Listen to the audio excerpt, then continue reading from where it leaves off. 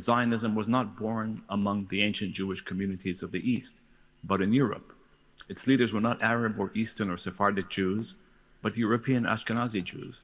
Its ethno-religious nationalist ideology was forged not by the pluralism of the Middle East, but by the competing racial and ethnic and linguistic nationalisms of Europe. The racial anti-Semitism of the West, that was one of the main catalysts for European Jewish nationalism, was alien, of course, to the rhythms of religious difference and coexistence, so familiar to the diverse inhabitants of the Ottoman Islamic East.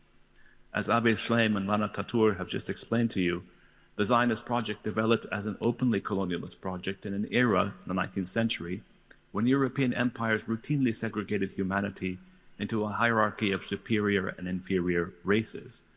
So while leading Zionists such as Herzl grappled with the racial anti-Semitism of Europe, they were also desperate to belong to this Europe.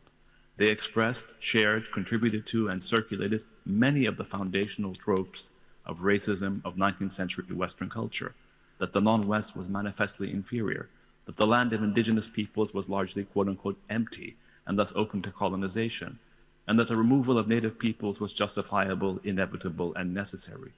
Recall, of course, one of the most notorious slogans of the Zionist movement was "a land without a people for a people without a land." The underlying point here is that both Christian and Jewish versions of colonial Zionism were predicated on solving Europe's so-called Jewish question, these are European terms, by removing or restoring Jews en masse to Palestine as if Palestinians did not exist and, more fundamentally, did not matter.